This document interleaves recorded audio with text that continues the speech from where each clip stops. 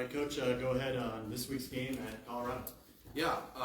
First thing is to thank all of our fans that were at the game on Saturday. Made that a great atmosphere. So we appreciate that. It was a really good football game for a big chunk of it. And we made a few too many mistakes that we needed to not be able to make in certain situations to give ourselves a chance to win.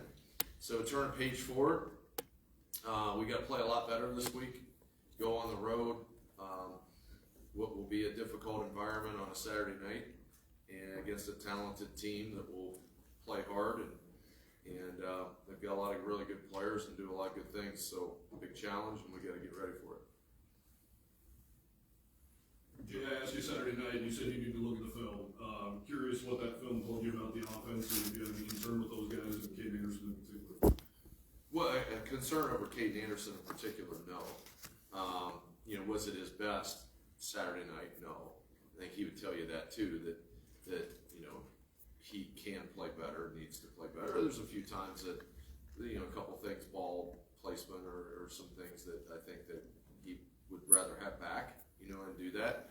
I think what happened, in a lot of situations, first of all, a lot of credit to Utah in the fact that they challenge you at all three levels throughout the game. And so, this doesn't, they don't just have a good front, they play soft zones or something, or they, aren't good. They're good across the board. And so, there's a number of plays out there that we have we had some good performances Saturday night offensively, and that was the hard thing, because then it would be mixed in with a spotty, intermittent, poor performance by a particular player or a particular situation. The sack fumble, we just hit a 32-yard play to Sam Harris, and we're on their side of the field, and we have a really good play call going to run a dig with Jalen Sargent. They're in a 3-deep zone. Jalen Sargent's wide open. Cade Anderson's about ready to put the ball on him. This is going to be a 15-plus yard play. Get hit from behind, sack fumble. You know what I mean? You see, you got to win that. We got to win that spot, and that's that's that fine line to it. So all of a sudden now you could be first down at the 32 or deeper with under 4 minutes to go and a half. And so you look at all those little things that way. I think that whether it's finishing a route the right way, ball placement, protection at a certain point in time.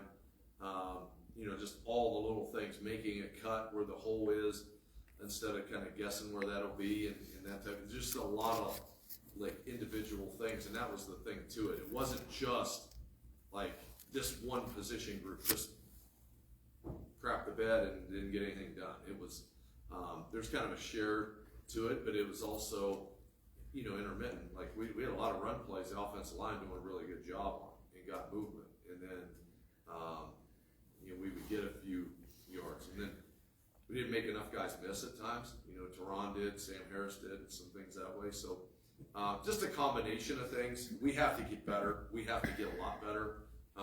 We're aware of that, and that's the challenge this week, and to do that on the road. So, how are you kind of preparing for what you might see out of their quarterback situation? Well, I think obviously what they've done with Ryan Staub. He's kind of look at him and watch him on video. I think he's kind of a cool presence and gets the ball out and gets the ball to people accurately and do that. I think with Caden Salter, there's an added element of athleticism to it. We got to prepare for all of it. I don't know that they alter their offense dramatically between each one. Obviously it could be a little bit different focus, but we got to get ready for multiple different things. So. Coach, how good can these big non-conference games be for your young team? Yeah, well, okay, so just like what we're going to have to do today when we come in a team meeting today, is that we've got to, go and own up to the things where we fell short. In the second half defensively, our communication wasn't near as good. And in particular the fourth quarter. You know, it's a 10-0 game with 1:50 to go in the third quarter, and they got 3rd and 21, right? And we have a breakdown, okay? And then there was other times in that, you know, second half where, from a communication, from a kind of urgency of play, that we weren't what we needed to be. So the big thing that we've got to do, and even from an offensive standpoint about, like, you know, where we are on certain routes and what we've got to do in terms of, you know, how we're finishing plays. The lessons from Saturday night are very, very important for us going forward this week. And then, you know, when we start conference play, you know, like, that's the emphasis that they made to the staff even. It's like, hey, you know, we don't want to see these same things this coming Saturday in certain situations. And then we've got to make sure that the lessons from this past game and the one that we're about to play, you know, that when we go flip the page and start conference play, that it gives us a great identifier of, okay, in critical situations, this is what we are best at. This critical situations, these are the people who are best at doing it. You know, and that was one thing that you'll learn a little bit of as a coach Saturday night too, is, you know, when it becomes fastballs coming back at you, you know, some guys swing a little bit better than others, you know, and so that's something that you kind of learn too. And so, you know, we've got to get better, and there's a lot of areas to it. These games will help us improve if we take the lesson that we just had this past Saturday night and improve from it, about how critical communication is, how critical that your own individual job is, and those types of things. Jay, a couple for you. Do you have status on John Michael Gillenborg? And we didn't see Dion DeBlanc in the return game, and I'm hearing that he might be accepting or taking a red shirt here this year. Well, so for John Mike, first of all, I mean, we'll kind of see where he's at today, tomorrow. I anticipate him playing. You know, I don't, you know, it's a thigh bruise type of thing. You know, that can be painful. It can be difficult to kind of work through, and we'll kind of see, kind of be able to feel midweek where he's at. I don't think he'll practice today, from what my understanding is. As for Dion, you know, look, you know, I communicate and talk with our players on those things. He and I had a conversation.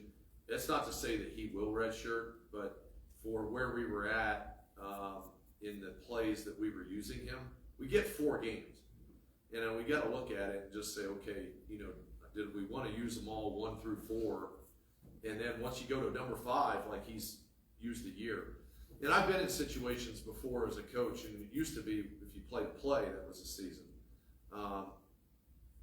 You know, all the way back to where I was in Southern Illinois and when I was at Minnesota in a couple different instances, where a guy would finish his career playing really well, and he was out of eligibility, and you look back on it, and he played 58 plays as a true freshman on kickoff, return, or something, and that was it.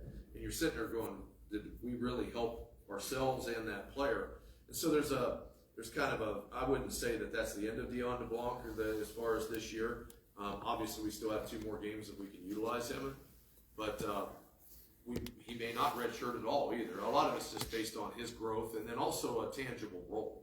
You know, I mean, it's hard for me to look at a guy and go, hey, we're playing you 5 plays a game, 8 plays a game, and you lose your year of eligibility. So there's you know, and look, I would anticipate a couple of our freshmen doing some things this week and playing and being in certain roles. And like I said, we've got 4 games to kind of toy with that, and we'll go. So would this be your decision, or was this Dion coming to you? Well, it's a little bit shared. Yeah. It's a little bit shared. I mean, he came to me about kind of his role and everything, and about the concern. I think he just thought he'd play games 1 through 4. I made the decision just to say, no, we're not playing you this week, because I want to kind of, you know, I mean, look, we play 1 through 4, and the next thing you know, game 8, that we've got a couple receivers that have injuries, and now you need him, and now you're like, okay, we're either spending this year or we're not. So I wanted to be judicious with what we're at. Right now, Eric Richardson's healthy. Right now, you know, Jackson Holman will be healthy this week. He missed last week. You know, Michael Fitzgerald's healthy. You know, Clay Nanke's healthy. There's a lot of guys healthy, and so